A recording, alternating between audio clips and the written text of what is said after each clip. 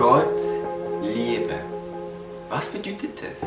Was bedeutet es, Gott zu lieben? Weil man sagt ja oft, man darf Gott lieben, man sollte Gott lieben, man muss Gott lieben. Aber ich frage mich, was bedeutet es, Gott zu lieben? Und wie können wir überhaupt Gott lieben? Und ich denke, als erster Punkt ist sicher klar, dass wir Gott lieben können, bedeutet ja, dass er uns zuerst liebt. Wir können Gott nur lieben, weil er uns zuerst liebt. Von irgendwo muss die Liebe ja herkommen.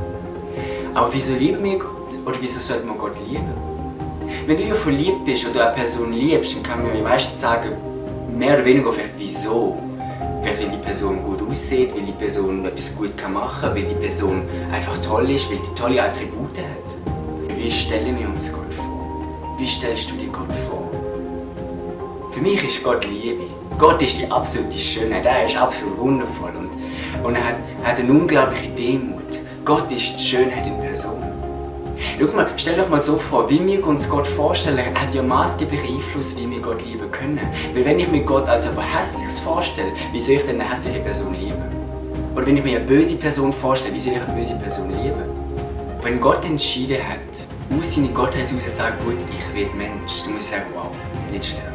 Gott wird Mensch, Gott entscheidet alles abzugeben, um nachwährend Mensch. Gott entscheidet Mensch zu sein. Aber es geht noch weiter, Gott entscheidet sich, eins zu werden Mensch. Gott, der ja perfekt rein ist, der perfekt wundervoll ist, der perfekt ist.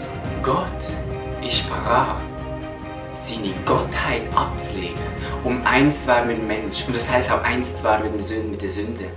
Wenn Gott parat ist, aufzuhören, Gott zu werden für einen bestimmten Moment, aus Liebe für dich und mich, dann denke ich mir, das ist unglaublich. Wenn Gott parat ist, nicht so sein Leben zu geben, sondern mal aufzugeben, Gott zu werden, seine Gottheit für einen Moment abzulegen, aus Liebe, dass er eins kann mit dem Mensch werden, dann muss ich mir sagen, die Person, die muss unglaublich liebend sein.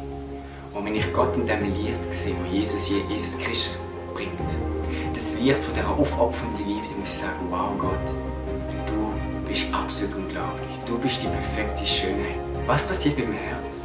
Weil ich Gott in dieser Schönheit sehe, in dieser Liebe sehe, dann fällt mein Herz ja automatisch an ins Lieben. Wie siehst du Gott? Wie stellst du ihn dir vor?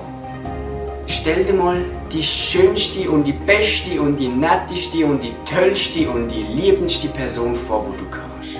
Weil Gott ja Gott ist Gott noch so viel schöner und so viel wundervoll und so viel herrlicher als die Person, die du dir vorstellst. Und der macht bei mir, wie viel schöner, wie viel wundervoller muss denn Gott sein? Oder wenn ich denke, wenn meine Beziehung zu Gott nicht dreimal oder nicht 1000-mal schöner ist als die schönste Beziehung, die ich mir mit einem Menschen vorstellen kann, dann denke ich mir, dann habe ich vielleicht ein falsches Bild von ihm. Weil, wenn die Beziehung zu einem Menschen, sagen wir jetzt, nehmen wir eine Liebesbeziehung, so schön sie ist, so schön es ist, verliebt zu sein, wenn meine Beziehung zu Gott nicht so viel schöner als das ist, dann denke ich mir, gut, weil Gott ja noch viel schöner ist als die Person, die ich mir vorstelle, dann denke ich mir, habe ich vielleicht ein falsches Bild von ihm? Oder wie viel schöner muss Gott sein? Ich glaube, dass wir Gott lieben können und dass unser Herz natürlich so intendiert, wie wir sehen, wie er wirklich ist. Und ich finde es spannend, wenn Jesus das sagt in Johannes 19. Sagt Jesus, der Sohn kann nichts aus sich heraus tun. Er tut nur, was er den Vater tun sieht. Und denke mir, was er den Vater tun sieht.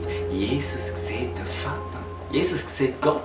Und denke, wir sind genauso wie Jesus. Wir sind da, um Gott zu sehen. Lass uns anfangen, suchen, wie der Gott wirklich aussieht. Weil er ist schöner und er ist wundervoller, als wir es denken können.